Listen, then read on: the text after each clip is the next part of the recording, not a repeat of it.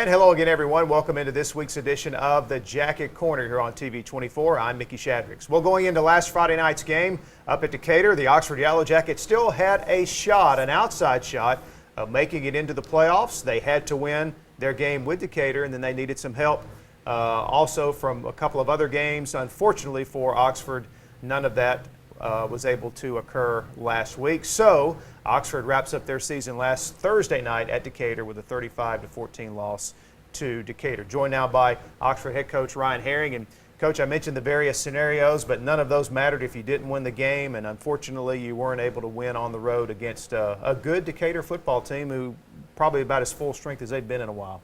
Yeah, they had a good football team.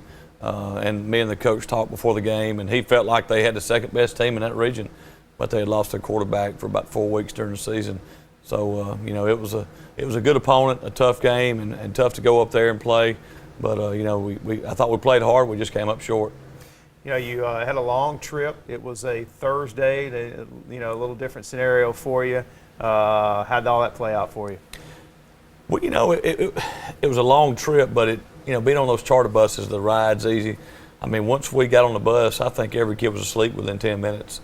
So, kids got a lot of rest. We got up there, had a good pregame, good meetings, everything went good and smooth. So the drive didn't hurt us. It being a long way away didn't hurt us. I just think they had a better football team Thursday night. You got off to a good start, as we'll see in the highlights. You got a big play out of your defense.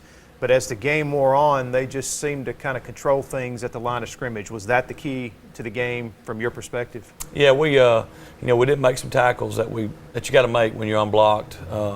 You don't get any better numbers than when you've got somebody unblocked with a running back, and we didn't make some tackles that you got to make. And I think as the game went on, I think they kind of saw some mismatches when we were playing a little bit of man to try to get them outnumbered in the box. They hit us over the top.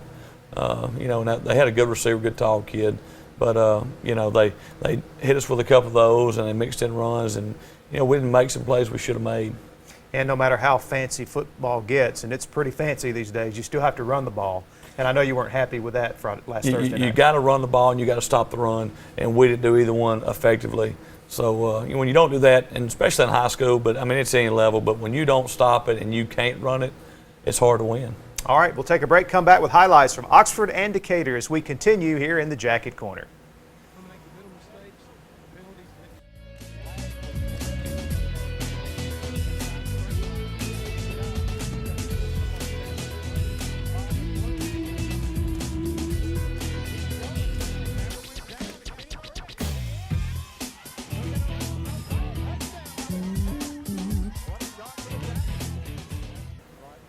And back in the Jacket Corner, we head up to Decatur. The Red Raiders playing host to the Oxford Yellow Jackets. Coach, obviously they're in the red uniforms there. They got the football to begin things here.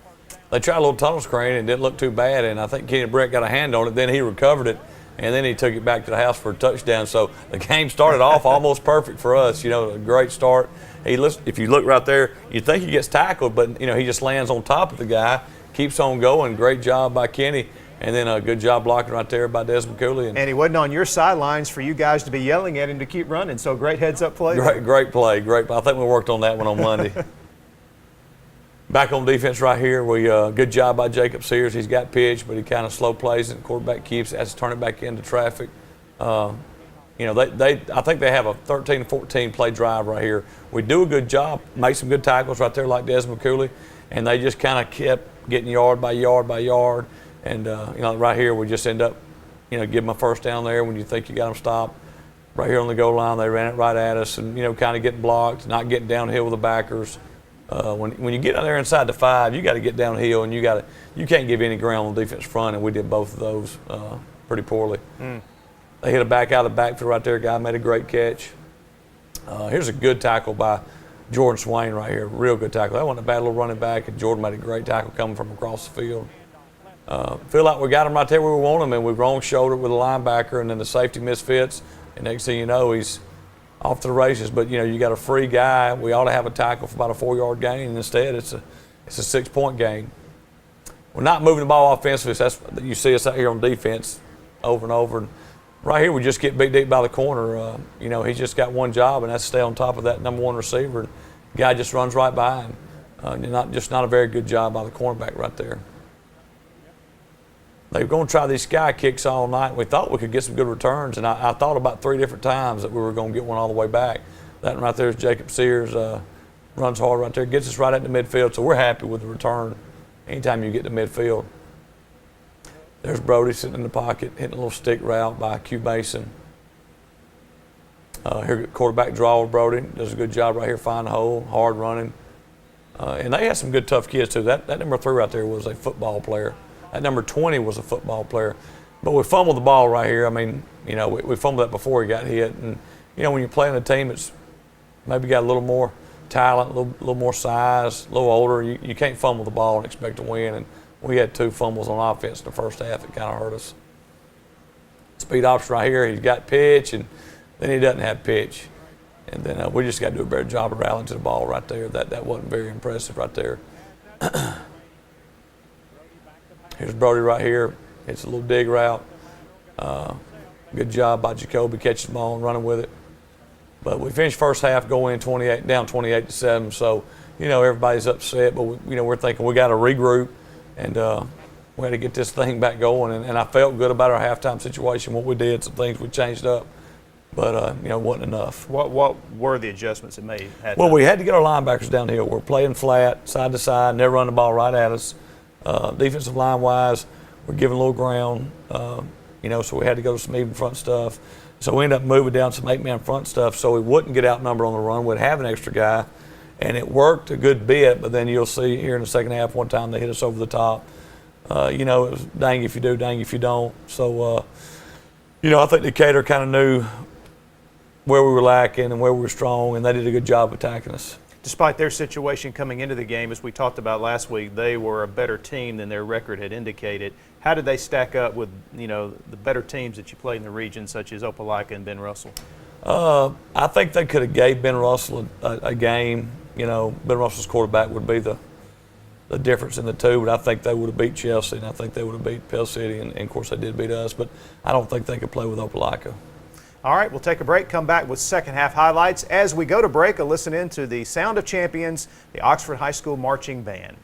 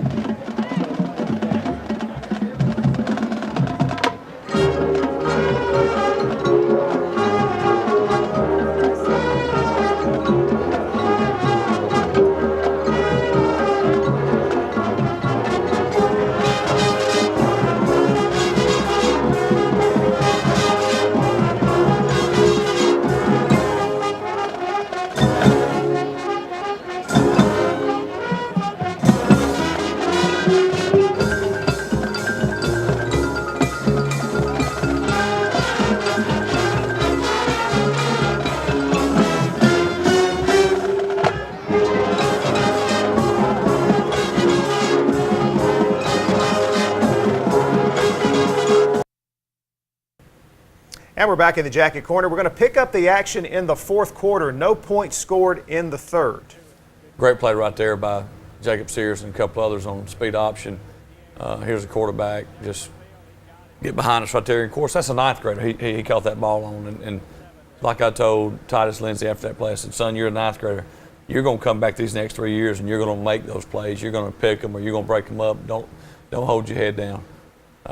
Here's a good tough return by Justice Smith right here, loses feet at the end, but we're to the 35, so we're happy. Quick screen right out here too. I think that's Jacoby. Yeah, first down. Good job by Brody getting the ball way out there. Quarterback draw again. ran right through that guy. I mean, that was a good lick. Him and that guy hit head to head. I mean, you can't hear it, but man, that was a tough lick. You can't hardly hurt Brody. I thought we were going to have him on that little play action right there, and linebacker saw it at the last second. Got a pick right there. Good job by the defense right here. We're playing some good defense at times, but the thing about if you're going to be a good defense team, every snap counts, and we just had some snaps where we didn't get the job done. Got another interception right there. We got to do something with the receivers and knock it down, not let them get that. Good job. That's a ninth grader right there, Kendall McCollum. He's going to be a good one. Number 23 caused the fumble, too. I don't know if can't remember if they gave it to us or not. Yeah, they did, but that was Kendall McCollum, who's a ninth grader. He's going to be a good football player. Good hard running right here by Trey Franks. Right now it's fourth quarter, it's 35-7, and the big thing I wanted to preach right here is just keep playing hard, Play to that last whistle blows, and here we are driving the ball, trying to be physical, run it right at him. I think he got in right here, but a good job by Trey, getting downhill, getting behind his shoulders. It's a good way to end the senior season for him, with a good hard run. And there you see both teams shaking hands after the game, and there you see the final score. Decatur wins it 35-14, basically ending Oxford's hopes at the postseason. So, Coach, you wrap up the season at 3-7. It was, again, when we started doing this show, it's hard to believe we're already at the end of the season. The first week of the show, we talked about the youth on the team, the inexperience on the team. A lot of key starters were gone from last year's team that you had to replace. All things being said there, how would you sum up the 2015 season? Well, I think we end up playing 13 9th and 10th graders. And that's a lot of those guys should have played on a 9th grade team or a B team, and they had to play varsity for us against one of the toughest schedules that I've ever seen, that I've ever been a part of. I'm very proud of those guys because I know when I was in 9th grade and 10th grade, I wouldn't have done well out there, and these kids did a lot better probably than I would have done. So I'm proud of them. We didn't have a big senior class, not a lot of contributors, but we had some good kids. And that's what I told them after the game Friday night, that I really appreciate them sticking with it because a lot of them didn't play. A lot of them, most of the stuff they did to help us was during the week in practice, and they did a good job of it. And I'm proud of them for sticking it out. A lot of times a senior not getting a play can get a bad attitude, but I don't believe we had one senior with a bad attitude all year. So I'm proud of that. And there was a lot of things that went on during the year that were positive that a lot of people don't know about or maybe don't even care about, but we had a lot of things go on that were great. That were great. In a lot of ways, we were more successful this year than we were the last 2 years, but I'm proud of the way the kids played. I'm proud of the way they fought. I'm proud of the way they practiced every day, the way they lifted. We should have won 4 games. We lost the Valley game that it's 2 years in a row that we should have beat Valley. But, if we'd have beat them, that game, it wouldn't have mattered Friday night, but we didn't. And so I hope we've learned from that. And the one thing, I told the guys after the game also is if we're in this same region next year, some of these guys are fixing to get some payback. So I hate it for you seniors, but everybody who's not a senior, get ready to get better and pay these guys back next year. That is a good point. Obviously we don't know where you're going to land next year, but this is a reclassification year. And I think in February, I believe is what I heard the other day, they're scheduled to announce the new classifications, the new regions. My understanding also is there's some 1A teams that have dropped football, so that could skew things downward, if you will. But I know, again, you don't have any control over this, but I hear a lot of talk about being in the South versus the North. You've got a 6A region that's in the North that probably would be a much better fit for you. I know you got to take the hand you're dealt and play it, but what's your thoughts on that? Would you like to see a change? I don't like if we would have been in the playoffs, I don't like having to drive 5 hours in the first round of the playoffs to go to Mobile, which is where we'd had to go this year. Because you would be in the northern part of the South. We're at the very tip of the North and the South half of the state as far as regions. But, with all these guys coming back that we've got that played this year, I'm not really worried about where they put us. I'd rather be in the North because you'd be closer to people. Playoff-wise, you'd be closer to people. But I'm telling you, with the guys we got and the type of guys we got, good people, I'm really not even worried about where they put us because, in some ways, I'd like to see some of these teams again. next year that we saw this year, because we're not going to have 9th and 10th graders out there. Those guys will be 10th and 11th graders with experience. So, you know, I'm kind of one of those guys. I kind of like to get my payback on people a little bit, and I'm sure some of those guys know that there's a good chance that may happen. All right, we'll take a break, and when we come back, we'll kind of look ahead to what the football team will be doing now that the season's over, talk about the off-season program, and more as we put a wrap on this week's edition of Jacket Corner. Stay with us. All right, we're in our final edition of the Jacket Corner for the 2015 season, joined with Coach Herring again just for a couple of moments. Coach, let's just talk about a couple of interesting things now that the season is officially over. I want to go back to the reclassification and the possible change in region. How do you work your schedule? I guess you just have to wait till all of that comes out and is official in early February. Yeah, you know, I like the way they used to when I first got back into Alabama coaching. They'd do it around Thanksgiving, and then you had a little more time to get a schedule and your non-region games and all that. And now it seems like they're pushing it back later every year. Now we're here in February. We won't know anything till February. Well, if you want to schedule Georgia teams as non-region games, well, you need to know quick as you can what your open dates are going to be, so you can be trying to get games with Georgia teams, because they do theirs like we used to in November, December. And see, they're trying to fill out schedules, and they can't wait on you, so it messes up some Georgia, Alabama possible games. So I wish we got it earlier, but, you know, I honestly think it'll probably stay about the same. You may see little changes here or there. You know, we could go in another region, or Chelsea could, but I think it's going to pretty much stay about the same.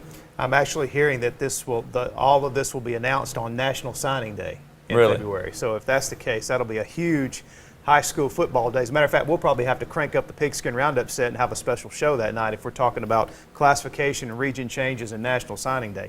All right, let's look ahead to the off season. What happens now?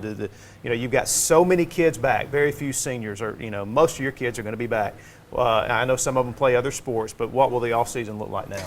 Well, the ones that play basketball and play baseball, they'll kind of go to those spots and work with those coaches during our weight training class. The ones that don't will be with me every morning. And our upcoming 10th graders, which is our 9th graders right now, we already started back. We started back, yesterday. But the guys who played varsity, we kind of took Monday off and cleaned the locker room, clean your locker out, get all your stuff out. And we actually started back today a little bit. I told them they're going to have an easy week, but we still went ahead and just kind of snuck into that weight room just to get some light work in. And we'll kind of do that this week. But then next Monday, we'll hit it back full speed ahead.